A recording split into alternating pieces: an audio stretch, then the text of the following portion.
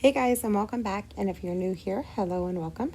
Today I'm back again with another Zuri design team project featuring the woman with bouquet mold. Of course, back to my creepiness. I'm working with distress oxides in cracked pistachio, dusty concord, and faded jeans, and black soot.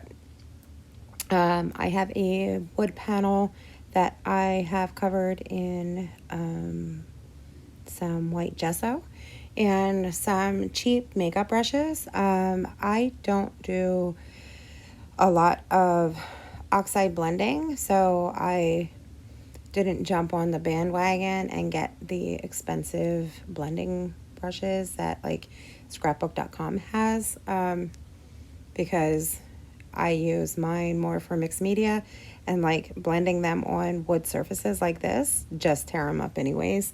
So I get the cheap makeup brushes and use them. So I'm just going to blend the four colors. I have a terry cloth towel off to the side that I'm just going to clean my brush off in between colors. Just to get most of the excess off the brush so I can go from color to color and not transfer color too much between my ink pads. And at first it doesn't look like a smooth blend, but when I'm all done, it will.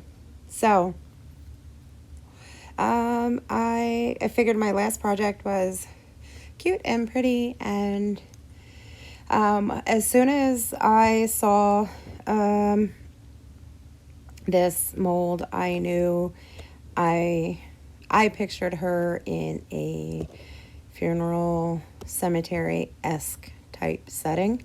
So that's automatically like where my brain went to. So I've had this concept in mind for quite some time, and this piece wasn't my original idea. But my fibro and my migraines were just not having, it just wasn't having it. It wasn't allowing my body to sit down and take the time to do what I needed to do to get my original concept done. So I did like a mini version of what I had in mind. So this is my shortened version of what I originally had in mind. So I'm just going back and forth and blending the colors like I wanted them. And like right here, I was like, oh, so in love.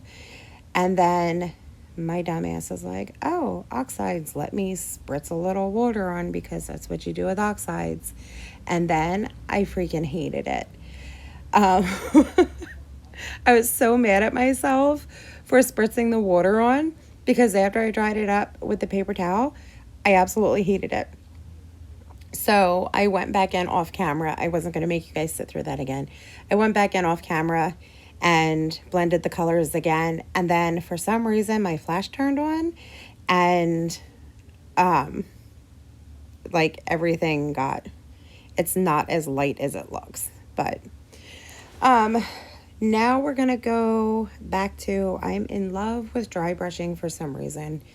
I have my little pot of Liquitex Heavy Body white gesso, and we're going to dry brush like crazy. I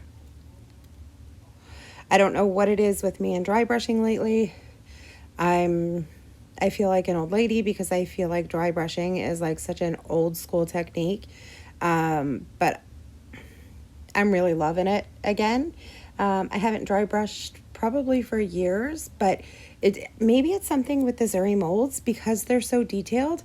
I don't know. I feel like dry brushing is just like, it's not necessary with these molds, but for me, I feel like with my castings, it just brings out every little teeny tiny amazing detail in these.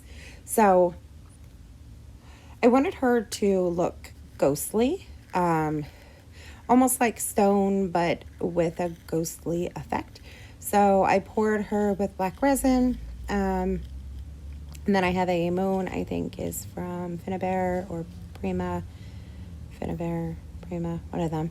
And then a tombstone that I casted with a candy mold. If you guys follow me on TikTok, I did a fail video because that was a disaster. But I was going for like the stone effect on all three of my pieces. And so I'm just dry brushing with the white gesso. And I mean, just on this tombstone alone, it's just black resin and then just white gesso over top. And it's like magic. I was showing my daughter when I was editing the video, I was like, look at this. It's like magic. Just like, look at the magic of dry brushing. And she's like, oh, it's like putting a filter over top of, your video. And I don't know. I just love it. So now I'm going to add some color. I'm going to go in with Dana Wakley Media Paint in Ruby. And I'm just going to add a couple pops of color. I'm going to add this to her bouquet of flowers. And just a little bit of red. And I'm using this same brush that I used the gesso. So it kind of turned out pink. And then I'm going to add some Dana Wakley Media Paint in Lemon to the moon, just to add a little pop of color to that. And because the oxide inks in the background are muted and they're not super vibrant, I didn't want solid color and I didn't want super, super vibrant, but I did want a little bit of color just to add a little bit of contrast. And then I'm going to use some Ancient from Dana Wakley Media to the tombstone. And then I am going to take the gesso again once these colors were dry. And then I'm going to dry brush over top of the colors again to knock the colors back more. So they look more aged than what they were. So I don't know what it is with me and dry brushing. I feel like every project I've been doing lately, I've been dry brushing the hell out of everything. But it's cool because I'm loving it. It's whatever. It's my thing right now. And I'm digging it. So I don't know. I really, really like it. So now I'm just going to go in with my trusty Fabri-Tac. And like I said, I had for some reason, my flash turned on my camera and my lighting was super duper bright. So everything looks a little bit washed out right now. And I don't know why, but it looks terrible. So I'm just going to attach everything, and it's not a super detailed piece. I feel like the mold, I wanted the casting to speak for itself. Okay, I left this part in, and this was like a huge fail. I took some Dana Wakley gloss spray and Dana Wakley? Yeah. Dana Wakley gloss spray. And I know that distress oxides are water reactive, but I thought that the gloss sprays would dry, because it's a gloss, it's an acrylic. I thought it would dry white onto the oxides. I was completely wrong, but I left it in because, we all suck sometimes. We all fail at things. Trial and error. It dried clear. For some reason, all the pigment just went away.